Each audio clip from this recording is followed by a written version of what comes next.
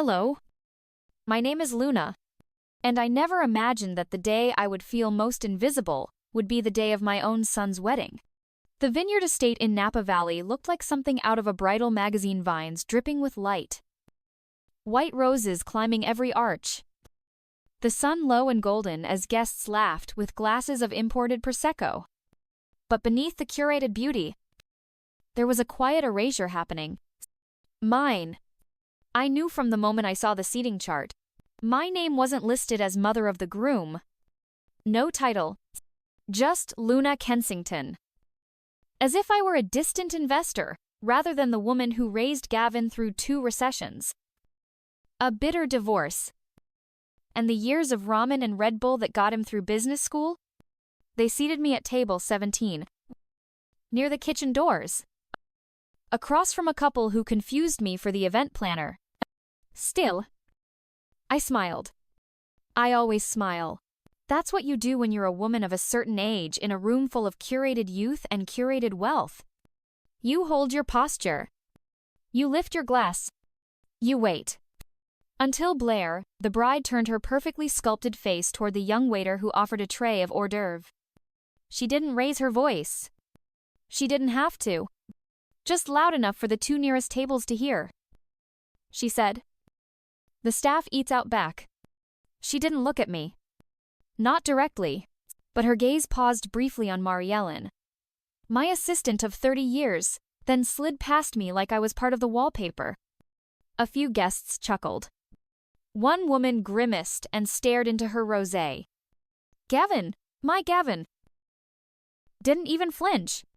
He adjusted his cufflinks and kept talking to someone about hedge fund expansions like his mother hadn't just been rendered invisible. Mariellen looked at me. Her face carved in stone. I gave her the faintest nod. This wasn't the first slight of the day. The place cards. The missing champagne.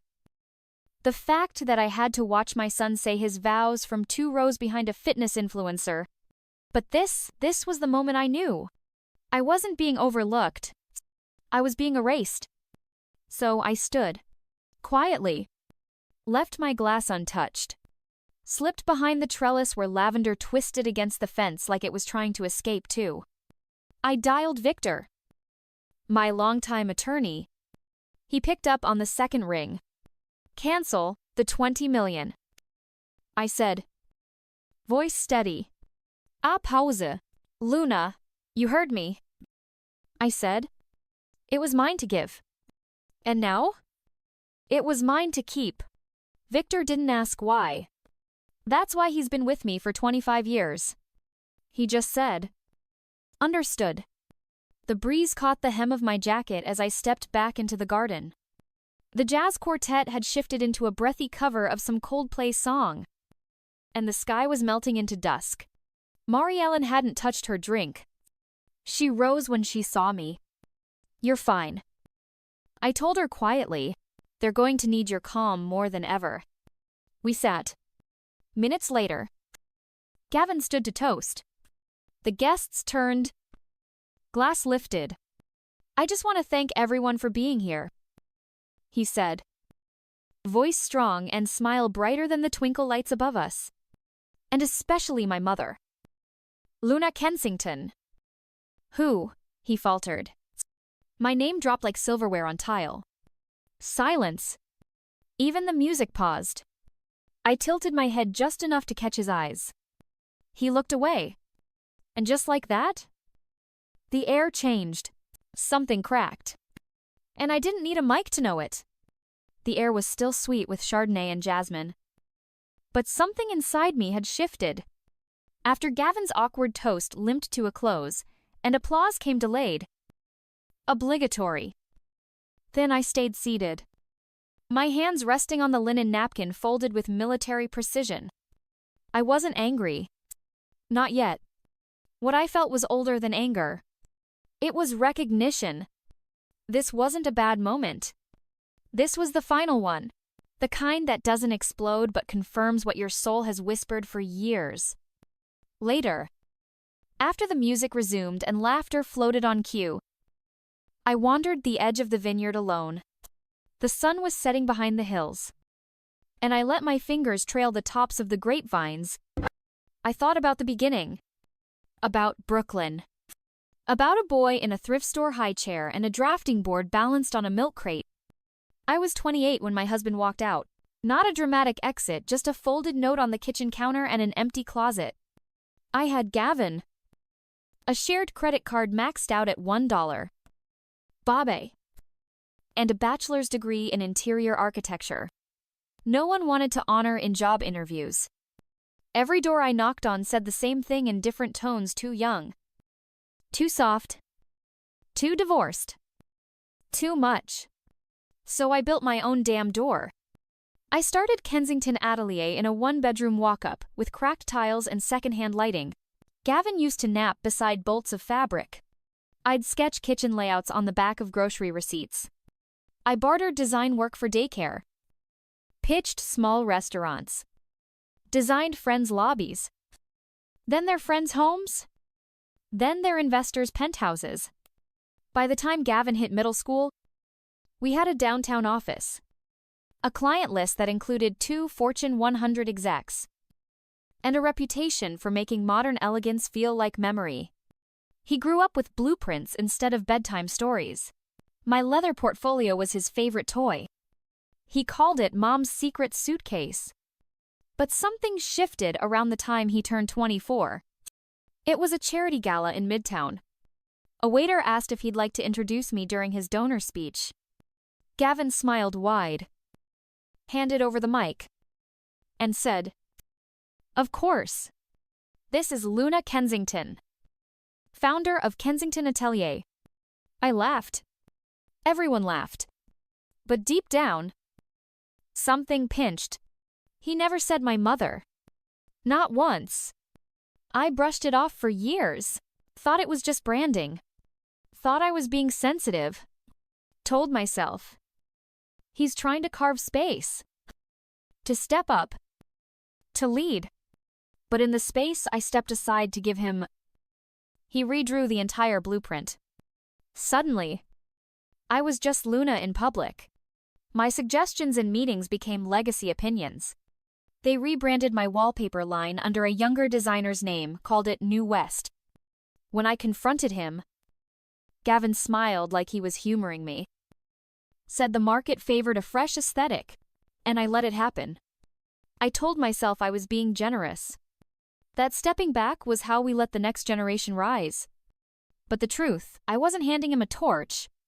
I was being handed my walking papers. So I adjusted. Quietly. I let them believe I was fading. But I was documenting. Watching. Listening. That's the thing about building something from nothing. You never forget how to read the foundation. And mine, it had begun to shake. Not from time. Not from weather.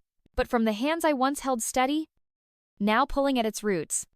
It was the morning after the wedding when I finally opened the velvet box. Inside was the ruby ring, my grandmother's, deep red, flanked with 2 gold filigree leaves. It had survived 3 wars, 4 births, and a burglary. I hadn't worn it in years. But 2 nights before the wedding, Blair's assistant had contacted my estate manager, directly claimed I'd approved the heirloom collection for her bridal look. She even had the security codes. I hadn't approved anything. Ellen flagged it. I told her to let it through. Because sometimes, the most powerful thing you can do is wait. And watch. So I watched as Blair floated through the ceremony. Dripping in borrowed bloodlines. My ring on her hand. My mother's hair comb in her curls. My silence mistaken for blessing. She never asked. Never looked me in the eye. She took because she assumed I wouldn't stop her. That assumption was her first miscalculation. The second was believing I'd still be the same woman the morning after. By noon, I had the paperwork drawn. Gavin's name was removed from all discretionary trust authority. That meant no access to estate funds. No power to co-sign vendor payments.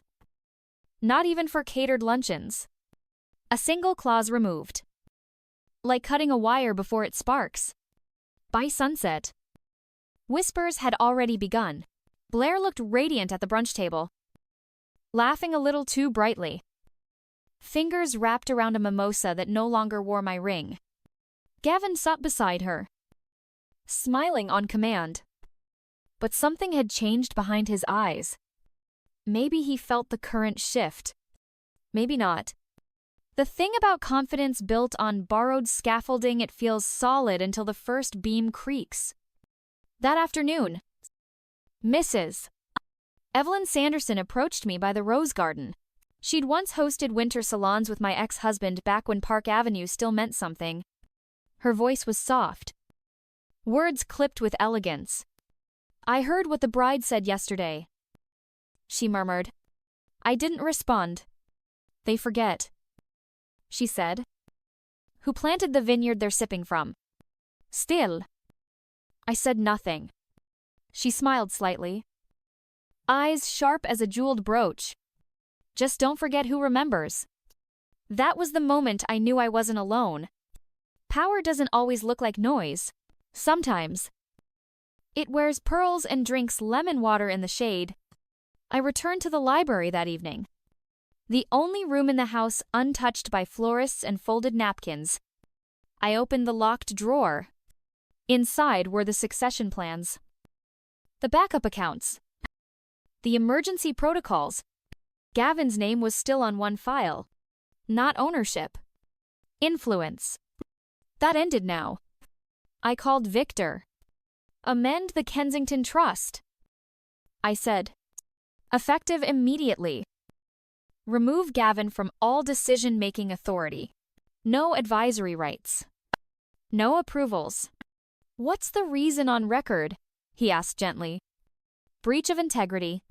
In tone and in action." He didn't ask for more. I hung up and leaned back in the leather chair I bought the year Gavin turned 10. The one he used to sneak onto, pretending to be CEO. Silence doesn't mean surrender. It means calculation. And sometimes, reclamation. By dusk, the DJ played soft jazz again, and guests wandered toward the wrap-up cocktails. I passed Gavin and Blair on my way out. She smiled tight. "Rehearsed." He glanced away. I didn't stop, because by then, I was no longer trying to be seen. I had already taken back the keys to everything they'd tried to inherit with charm. The recording wasn't planned, but instinct, when you've survived enough storms, becomes your second spine. It happened 3 nights after the wedding. The staff was breaking down the lighting rigs, folding linens that still smelled faintly of champagne and eucalyptus. I'd gone upstairs to retrieve my wrap from the East Wing, a corridor guests rarely used. The bridal suite door was cracked, voices leaking through like steam. Blair's voice came first, sharp and tight. "You said she'd be predictable," she hissed. "You said she'd smile, play gracious matriarch, and fade like some Hallmark cliché." Gavin responded, quieter, but not softer. "Well, she didn't." "Did she?" There was a pause. Then Blair again. "How long do we have to keep pretending with her? She's not handing us anything. She's circling like a hawk. She's almost 70. Gavin muttered. "All we need is one confused statement on record. One missed dosage. Something a judge can read and sign off on." I didn't breathe. They weren't waiting for me to pass. They were plotting how to push. I stepped back, heels silent on the carpet, down the hall. In the study, Ellen had left my dictation recorder tucked neatly in my clutch. Just in case. She always thought 2 steps ahead. I pressed record. Spoke calmly, clearly, time-stamping everything I'd just heard. Then I signed it, witnessed it, and sent it to Victor within the hour. That was the night I stopped feeling betrayed. I started feeling prepared. The next morning, I initiated a full audit. Every conversation, transaction, Clause anything Blair or Gavin had touched in the past year was catalogued. Reviewed. Locked down. No more private meetings. No unsupervised approvals. No assumptions. Ellen handled it all like a conductor phone in one hand. Espresso in the other. Eyes never blinking. They're going to say you're paranoid, she said one evening, scanning the revised security protocols. They'll say that, I replied. Right up until the moment they try to have me declared incompetent. Silence settled between us. Heavy but clean. In the weeks that followed, the tremors continued. A registry refund bounced. An art sponsorship Blair had secured was quietly withdrawn.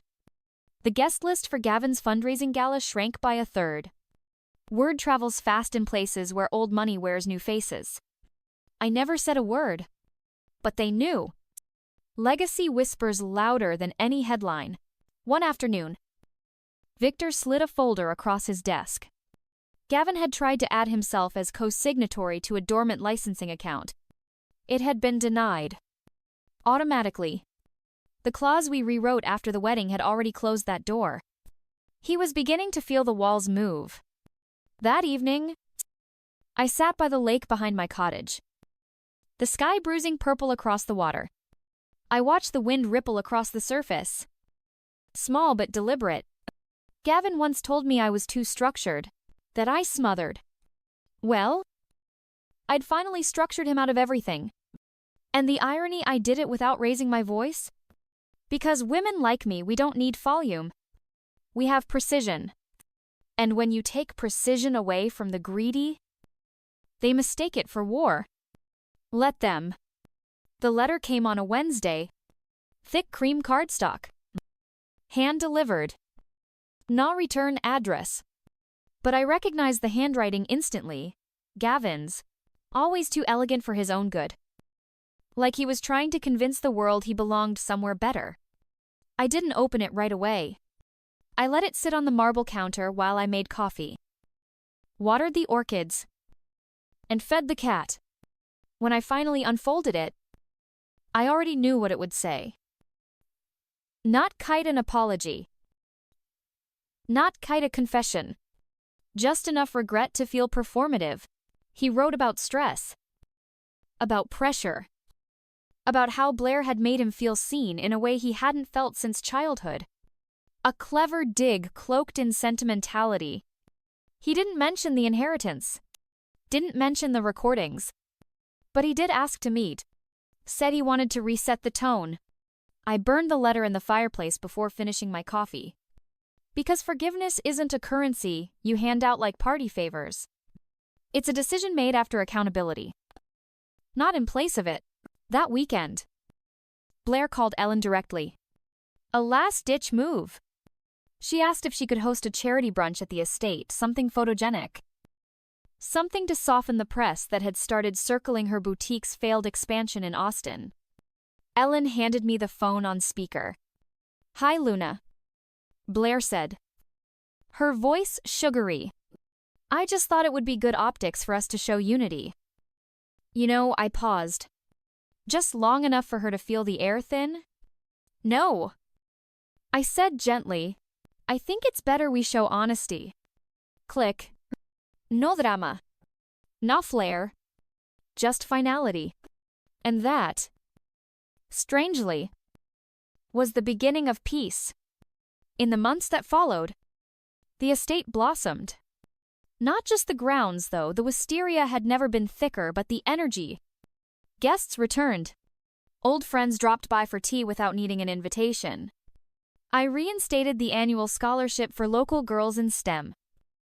Something Blair had quietly lobbied to cut in favor of a fashion internship program. And I, Luna Worthington, found myself breathing differently. Not softer, just clearer. One day, while reorganizing the conservatory, I found a photo tucked behind a stack of unused frames. It was from Gavin's 10th birthday. He was covered in chocolate cake. Arms flung around my waist. Both of us laughing so hard our eyes disappeared. I didn't cry. I smiled. Because real love is never wasted. It shapes you. Even when it ends. Even when it turns into something else entirely. Like wisdom. Like boundaries. Like strength. Now, every morning when I wake up, I walk the same path through the garden. The one Gavin used to run down barefoot as a child. The same one Blair posed on for her engagement photos. And I remind myself, legacy isn't what you leave behind in your will. It's what you reclaim while you're still here. My name is Luna. And I didn't just survive betrayal. I transcended it. So to anyone listening who's ever been underestimated, dismissed, or quietly erased, I see you. Your silence is not your weakness. Your boundaries are not your cruelty. And your comeback, it doesn't need an audience. It just needs you. A year later, the house no longer echoed with tension. It breathed. It lived. Light-filled corners that had once felt shadowed by suspicion. And I, Luna Worthington, had grown into the woman I was always meant to be. Not out of bitterness, but clarity. On the anniversary of the wedding, I hosted a small gathering. No photographers. No curated guest lists. Just the people who had stood beside me when it all fractured. Ellen brought her famous blueberry pie. Victor arrived late. As always. With a bottle of scotch and a smirk. And the girls from the foundation came too bright-eyed. Brilliant. Ready to tell me about the research they were doing with their scholarship funds.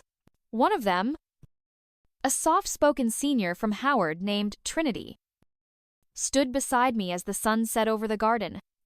I just wanted to say, I read your story, she said quietly. All of it. And it made me think that maybe it's okay to lose people who never really saw you. I looked at her. And for a moment, I saw myself 30 years earlier, standing at the edge of choice. Unsure whether dignity was worth the solitude it often demanded. It's more than okay.